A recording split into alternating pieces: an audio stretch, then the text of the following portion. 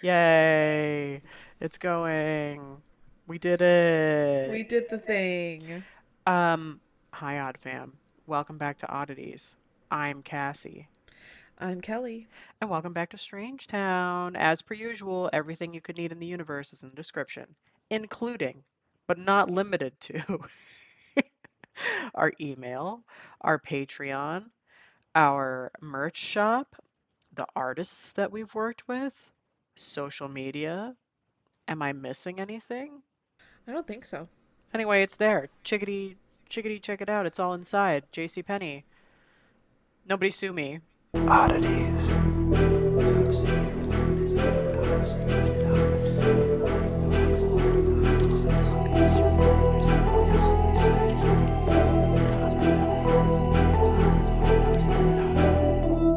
Stay strange. How's my birthday? I am good. Today's a light day. Oh, today we are going to our library Ooh, for the Animal Allies Club meeting, fun. and the boys get to make crafts for shelter animals. I love that. What do we know what the Isn't that craft exciting? is? No, we don't. Oh, okay, so like a So fun surprise. it's going to be a fun surprise, and I'm very excited for it. Oh, I love that. Very cool. Very cool. That makes it a good day. Yeah, I'm already very excited about it. Fantastic. Very good. Um, Wait, we also know you have hives. Yeah, no, I've got hives and they're just random and annoying and I hate everything. So So there we are, here par we for the are. course. From my side, I got my face lasered off. It's healing nicely. So that's She's good news. gorgeous. She's Ex glowing. Except they haven't sent me my fucking before and afters from last time, even though I've asked 4 times. Yeah, that's really irritating. So that's very annoying. And I feel like annoying to keep asking, but I also feel like I'm gonna keep asking out of the principle of it, you know? You have to, Totally. because clearly this is the issue. Yeah. So that's annoying, but fine. On my side, let's see. Oh, well, so my first, I mean, it's not my first Mother's Day because last year was Mother's Day too. I just didn't have my son in my arms yet at that point. So I guess my first out of body Mother's Day is coming up this Sunday at the time of recording. And I'm really psyched. You asked me before we started recording what we're doing. Yeah. So I'm treating myself, my mom, Corey's mom, and his grandma to a tea party I at love this. yeah, at this place that's like maybe, I don't know, 20 minutes or so from us, and it's like this old manor, and they're hosting like a Mother's Day tea with little teas and little snacks, and and you can take like a little historic tour. It's like a walking tour. It'll be fun. That's exciting. I love that for you guys. Yeah, and then I'll come home and spend time with my boy. Ah, I love it. I love it. Yay. It's a good day, yes. So I'm really looking forward to that. I have another fuck ass webinar that I'm running after this at work. I hate doing webinars with a passion. Passionately hate them. Yeah, nothing about that sounds fun. Like I cannot, and I like I have never liked group projects ever because I always end up doing all the work. And a There it webinar is. is just the group project of the corporate world. So, No. so it's a pass for me. But anyway, that's what's waiting for me for the rest of my day. And then I have a call with a customer late in the day too, so I'll be working late today. Rude. Very rude. But the good news is, after having a swamp ass day yesterday of like 80 plus degrees, it's now like 58 and raining. My Oh, I love favorite. that for you. My absolute favorite kind of day. So we'd love to see it. Also, if it's raining overnight, I'm going to sleep like a fucking rock. I love sleeping when it's raining. This is great. This is all great. Yeah. Oh, side note, have you on Paramount watched School Spirits? No, I haven't.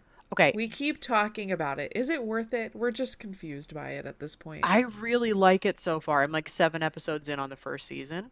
Okay. It's not a comedy. Okay. It's like a whodunit. Yeah, it like that's definitely the vibe I got from it. It Yeah. just was like the whole time. We keep seeing previews for it and stuff, and we're like, should we watch it? So Should we not? yeah, I really enjoy it. Little bit of a slow start, like definitely give it more than a couple episodes, and then it just like starts to pick up, and then like episode after episode, they're just like cliffhanger, cliffhanger, cliffhanger. And I'm like, fuck. Okay. And then I have to go to bed, you know? So And it's really irritating. it is. So Yeah. anyway, if anybody else is interested, I recommend it so far. The other thing that's big in my world at the moment is we've decided on the next reading list for book club because we have our final session next week and then we take Bless. the summer off. So Yeah. we have our reading list. If anybody's curious, I can share it out. If you're curious, I could send it to you. This I'm time always around, curious. I'm always down for it. I'm excited this time around because it was my idea. I was like, why don't we each share one or two titles of books that like either helped shape who we are or like really resonated with us or like that we really loved, and then we'll vote on those and that'll be the reading list. Oh, okay. Because I got to be honest, this cycle of book club, the books have been shit. I've hated them all. Really? Yes, I. Even the Kelly Bishop one? Oh, okay. That was fine. That was a good Okay. one. Okay, so like I didn't hate that one, but also like I just don't really love memoirs either. That's valid. You You have know? to I feel like I have to be in a very specific mood for a memoir. Exactly. So like it was cool and like I liked learning about her life, but also like I was kind of pissed that Gilmore Girls was only in it for like 5 seconds, I felt like. Yeah, It was it like was like it was like, oh, and by the there way, was a I lot was of publicity for Gilmore on there right. And that's why she did it and right. not any. Yeah. Well, I mean, good for her. I mean, total marketing Genius. ploy. Well done, Kelly. So like anyway, I can share that out. I'm excited for this. My recommendation made the final cut, so I'm amped for that. Uh Yay. I'm also challenging myself next cycle of book club on the sessions where we discuss a book to bake something that goes with the book or was Oh, inspired I by the love book. that. Now, here's the funny part because the book that I chose is called The Poisoner's Handbook. What does one make? You know what? I'll brainstorm on that one for you. I'm just going to poison everybody at book club, actually. That's it. You can do poison apples. I could do poison apples. That would be You could do poison cute. apples. Yeah, yeah, yeah. Okay, okay. I'll have to look into this. Good thinking. Oh, I'm so glad that that just popped into my Smart. head. Well done. Okay, yeah. So we'll think on that. But anywho, that's the latest und greatest from yours truly. We've not reached our standard 13, but should we hop, skip, and leap into the world of whatever's happening? Hell yes. Okay. You started last time? I started last time. All right, it's me. I'm up. I'm up to bat. Here we are. I've made it. Today, I'm talking about the Pascagoula UFO incident, which involves fear, tape recordings, and uncertainty. That's just a name right there, friend. I know it. We are back in the United States. That's Womp okay. womp. I won't be in the United States. Oh, good. Okay, it's a global episode. Um, it is a police station in Mississippi. By the way, anytime I see the word Mississippi, I do the thing where I spell it in my brain where it's like Mississippi. Yep, exactly. So anyway, that's where we are. We've got two dudes sitting in a small interrogation room. We've got the harsh fluorescent lighting, okay? And the air is thick with uncertainty all around. Wow. Um, these guys are, we'll call it visibly shaken. They're speaking in like unsteady voices. They will not settle down. There's very like shifty. And then the law enforcement officers make a decision and they're like, we're gonna step out of the room right now. And they leave the Oh, recorder running. No audience, no prompting, no questions. They just leave the guys in there. And they're like, bye. bye. They're like, let's capture what happens when these people believe that they're actually finally alone. And what that recording captures becomes one of the most debated audio artifacts in UFO history. So, the story is not one just about lights in the sky, it's about actual genuine fear that's preserved in real time. So, we're going to talk about it. 1973. Okay. UFO reports at this point are no longer like rare cultural curiosities. They're a It's part of constant. what's that? It's constant. It's constant because everybody's on drugs. So they're part of a pretty established like investigative landscape at this point. Project Blue Book has ended. Public trust in the government narratives is increasingly fractured after Watergate. We've got paranormal media, books, and televised documentaries widespread. Abduction narratives are becoming more and more structured and like psychologically complex. So, in other words, the UFO culture isn't forming anymore, it's stabilizing and established. And so, new cases like the Pascagoula incident become especially significant because they appear within an already crowded interpreted field, possibly offering more substantiation to this shit. So, here's what was reported out. The case centers on two men. We have Charles Hickson and we have Calvin Parker. Charles and Calvin. Double C, C squared, if you will. According to their testimony, they were fishing. They're like, I guess that's what you do in Mississippi. So they're fishing near the Pascagoula River. And then the experience like begins. They describe a glowing object approaching silently. It does not resemble an aircraft in conventional terms, so there's no visible wings, there's no sound of an engine, there's no like recognizable propulsion, I guess we could say. And it reportedly like descends toward the river area. And so both men report seeing beings emerge from those things, and they describe them as grayish in appearance, mechanical or robotic in movement. They have claw-like or hook-like hands, and they don't have any sort of conventional facial like expressions, I guess. Okay. And so, unlike some of the earlier human-like alien narratives, these beings are not described as like spiritually advanced. They're not morally communicative. Instead, they are portrayed by Charles and Calvin as indifferent and procedural, like non-emotional. And this shift is important in UFO folklore evolution because it comes from like less about like being contacted and more of like abduction style observation like type of things. So, the men claim that they experienced some sort of like paralysis. They just like could not move. They claim being levitated or like transported without any sort of like physical resistance. And then they claim that they had an onboard examination within this craft that came down upon the river. And so inside, they describe it as a sterile environment, very harsh lighting. There's no like recognizable instrumentation. And there's a sense of being studied rather than communicated with. And so, like, there's this reoccurring theme from these guys of like this sort of clinical detachment from these beings, Yeah. more than anything else. They're not communicating. They just kind of want to like see what the what. So all this happens, and then they go to like the police. After the initial report, the law enforcement like they place Hickson and Parker in an interrogation room. Standard procedure would expect, of course, one of several outcomes, like contradictions between the witnesses or signs of exaggeration under the questioning, maybe nervous laughter once they're isolated. But really, instead, what they capture is elevated emotional distress, confusion and fragmented recollection, persistent fear responses, and difficulty maintaining coherent narrative sequencing. And so, importantly, there's no dramatic shift into calmness once they're alone, like once the investigators have pieced out. Because, like, investigators will see that sometimes with fabricated accounts, right? They're like, "Well," and then the guys leave, and then they're like, whatever. So, however, they felt that this was emotional authenticity, but they wouldn't consider it equivalent to like factual verification. And so this is where the case becomes like scientifically and like philosophically a little more complex because the recording proves one thing with certainty, which is that these individuals appeared to genuinely believe that they had experienced something like profoundly disturbing, but it doesn't prove what the something was, right? So Yeah. scientifically, there are some explanations as to why experiences like this can feel real.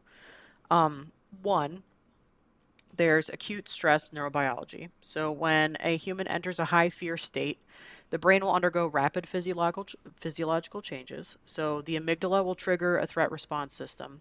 Your adrenaline and your cortisol levels will spike. Your heart rate will increase in turn, like dramatically.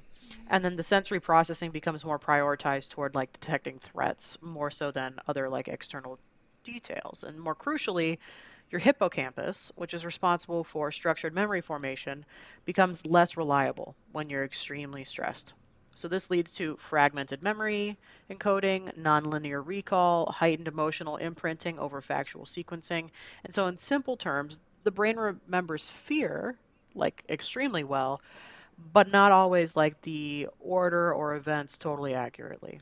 And so that's why like a Uh-huh. lot of times in court cases too, like you'll see them call into question about like the sequence of events, or like they'll have people recall this stuff, and a lot of times there's contradictions between what was initially reported and what actually happened or was verified to be true. Okay, so you also have at the same time memory reconstruction and narrative stabilization, right? So human memory is not like what people would consider to be a recording device. It's actually very reconstructive in nature. So over time, gaps in your memory are filled automatically, and external suggestions can integrate into the recall, and emotional meaning can reshape factual sequencing, and repetition will strengthen certain elements while weakening others. So this is relevant in cases like this, or in other cases that will receive like media attention or interviews or repeated retelling, because each retelling is not a playback, it's a reconstruction of the events itself. Hmm. And then also, like, you have to consider the environment that the guys were in. So you had low light, probably some sensory ambiguity going on. The initial encounter occurred in like an outdoor nighttime environment. The low light vision relies heavily on like motion detection rather than true detail. Maybe a lack of contrast rather than like true color of things. Pattern inference, as best as their brain could do. And so in these conditions, their brains were probably just like filling in the missing information with expectation. It was misinterpreting unfamiliar shapes, enhancing perceived significance. And so it's not like a necessarily a hallucination in the clinical sense, but it's like perception under uncertainty where the brain was just like, well, this is maybe what you're seeing. I mean, think about like when you're a kid and you're in your room and you're dark and you see in the corner, you're like, that's a monster. And then you turn on the light and it's like, a pile of shit that's stacked up or something. You know what I Yeah. mean? It's just like your brain trying to like, I don't know, put together some sort of Screw with picture. you. Yeah. And so under like extreme fear or shock too, some individuals might even dissociate, like detaching from their body, or an altered perception of time, or emotional numbing or overload, difficulty integrating sensory input. And so, like in severe cases, this can include visual distortions, it can do auditory misinterpretation, fragmented awareness of events. And so, like, eh, this can occur without any prior mental illness, it can be situational. And so, like, I can't help but wonder if, like, something else happened to these guys while they were out there, you I know? mean, yeah. Like something else that was like maybe very serious. But at the same time, the thing that's interesting to me is like they had this shared experience that was still like recorded after everybody had left the room. They probably didn't know that they were still being recorded, is my guess. Yeah. So I don't know, but it's an incident that stands out in UFO history because there's the multiple witnesses. Usually these abduction style accounts will only have like one. Yeah. So we've got two independent witnesses reporting similar events, which increases the perceived credibility around it. You have police involvement. A lot of times, like, that doesn't even happen. So it adds like an institutional weight to it. And so even though the police didn't really validate the claim, their documentation and procedural handling make the case a little more like formally recorded. And also you have the audio recording of true distress. Like like a recorded emotional state. It doesn't, confirm an external reality, but it does preserve in real time how those guys were supposedly feeling around it. Now, it does force like a pretty important interpretive tension, which is emotional response seems genuine. The narrative content remains unverified, though, and the physical evidence is absent, like entirely, or it's Hmm. inconclusive. So, like, we're left with a gap between experience and explanation. And so it really makes something that's damn near impossible to prove. If somebody's genuinely terrified of something, not like performance fear, but like actual true like fear that they're experiencing, it can also objectively be mistaken about like what caused that fear, given all those things that I went over from a scientific standpoint. Like, do we treat it as evidence of how powerful the human mind can be when it's pushed into states of uncertainty or stress or perceptual overload? Do we treat it as like, yes, this is relevant for external reality? I don't know. But, I think those guys probably pretty genuinely were afraid of something, but like, was it drug induced? I don't know. It's the 70s. It could have been. Yeah. Like, did they, I don't know, see some kind of an animal and it just looked weird under the moonlight or something? I don't know about the aircraft like that they supposedly saw. I don't know what to make of that. What do you think? I'm leaning. It is rare that you have two witnesses who experience the same thing. Totally. I don't believe that they knew that they were being recorded. Mm-mm. So It's so easy to write off things by saying the mind does weird things. Hmm. And it feels like that's the answer for everything these days. Oh, your mind just plays tricks on you. Oh, your Yep. mind does this. Oh, your mind does that. Oh, it's your mind doing this again. Oh, you're under stress. Oh, it's, so it makes your mind do that. Yeah. I am kind of leaning on believing. I could like kind of see it. I mean, I think they for sure experienced something. They experienced something. Yeah. It's just what is unknown Yeah. currently. I like it. So I don't believe personally that this is 100% totally and completely made up. Yeah. I don't believe drugs were involved. Really? Okay. I maybe. I mean, it was the 70s, right? 73? Yeah, it was the 70s. Yeah, 73. Okay. There could have been something heavy involved there. Never mind. But maybe not. I mean, I mean, I don't know. They just seem so, to me, I don't know. It's there's something about it that's making me lean towards they definitely experienced something, and what is the question.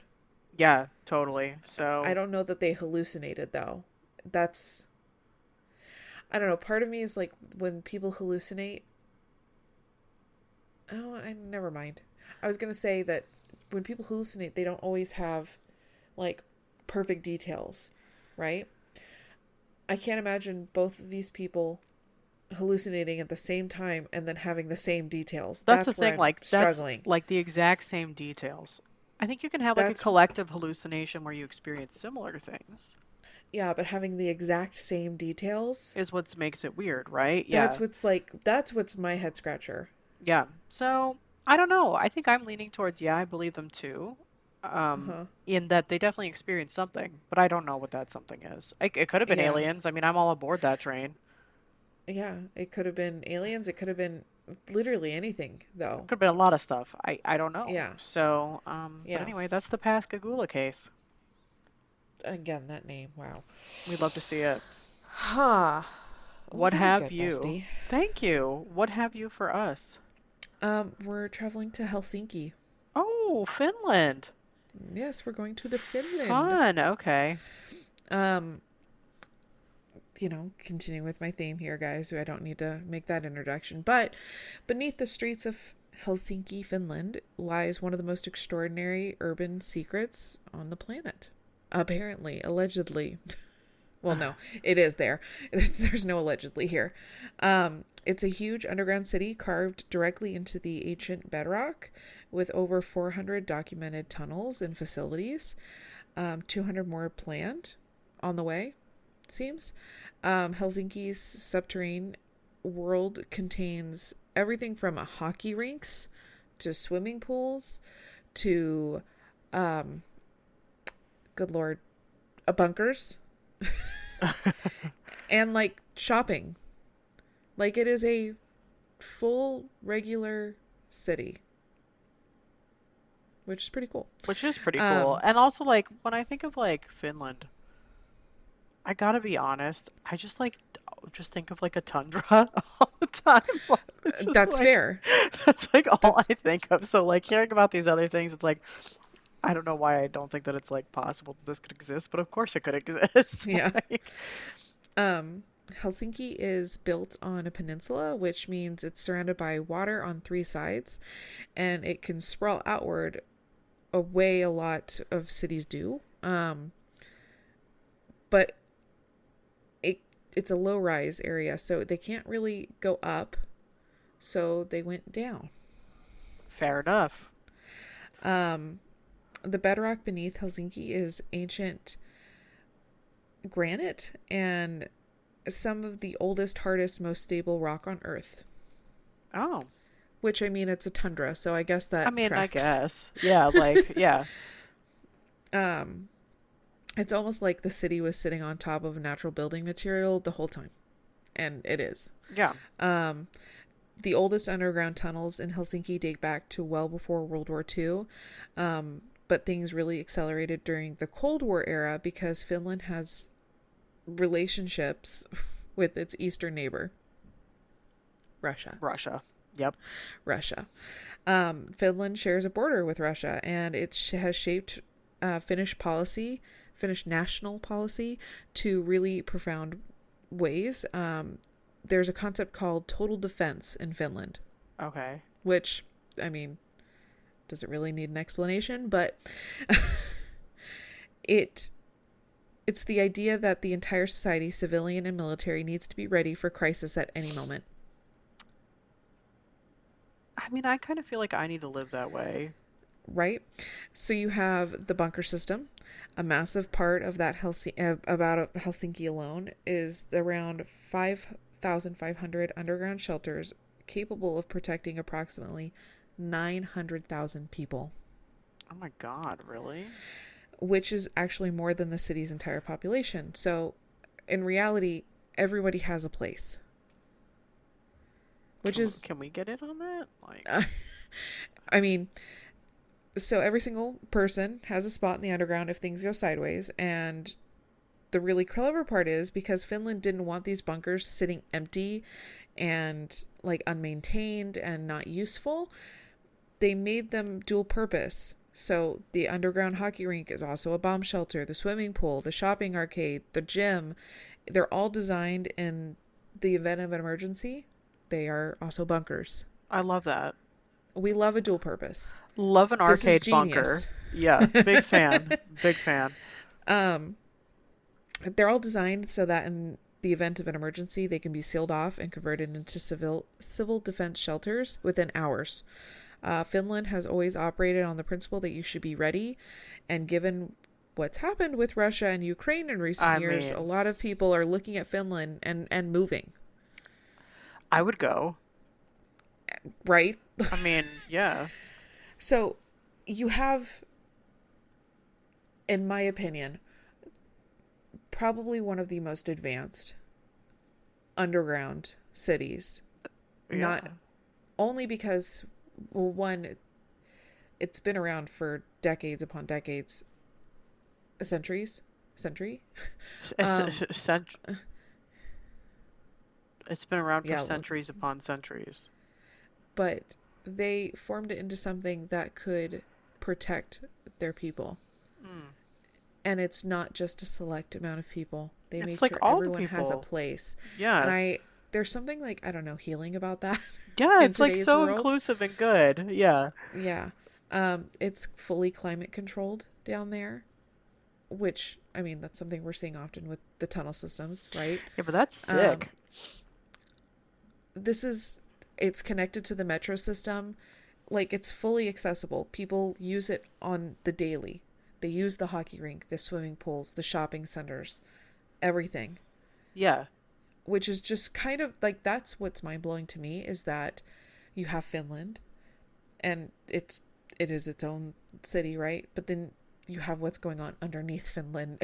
Like, that's so cool. Yeah, it's so cool. No, and you know what else that I like is like it's like a I mean, I'm assuming like a very like known thing. So it's like Yeah, it it's is. just It's the norm for absolutely. them, which is great. Yeah. Whereas the norm for us, 100%, you know, I've talked about this, is like if something really bad happened, only the elite are surviving. Oh yeah. We are not. Oh, Like, you know what I the little mean? people are not going, they're No. not gonna make it. And I you, researching this topic just made me go, wow, maybe I need to leave the United States. I mean, I think we do. Like, I think it's like a very like necessary thing, probably. Yeah. Good coverage. Who knew? Yeah. So there you have it, the underground city of Helsinki that is thriving, in my opinion. Hell And yeah. like they have plans to build more onto it and to continue adding onto it and to keep it thriving. And I love that. cannot, I just think that's the most amazing thing ever, honestly. Yeah, I agree. I think that's the coolest shit. Finland. Who'd have thunk Who it? knew? Like, Finland is, Right? I gotta be honest, it's one of those countries where I just like kind of forget about It it. goes out of your mind. Yeah, I Yeah. mean, it's like Finland. It's just hanging out, you know? But I also forget how close they are to Russia, which just Did spotlights you how bad I am with geography. did you ever watch the movie Confessions of a Shopaholic? Yes. That was her excuse, Finland, because Finland. nobody asks about Nobody Finland. asks about Finland. I love that movie. Great I do movie. too. Such a good movie. Fantastic movie. But good job, Borsty. How did you find this one then? It's just in my research of Just finding underground cities and tunnels and so all cool. sorts of things. So cool. I think we could learn So a lot from Finland. I think so too. I think so too. I love that. Well done. Odd fam, let us know your thoughts. Do you believe my UFO encounter or not? Would you move to Finland given this Yes. information? Are you from Finland? Are you from Finland and listening to this shit? Because tell us all about it. And until next time. Stay strange.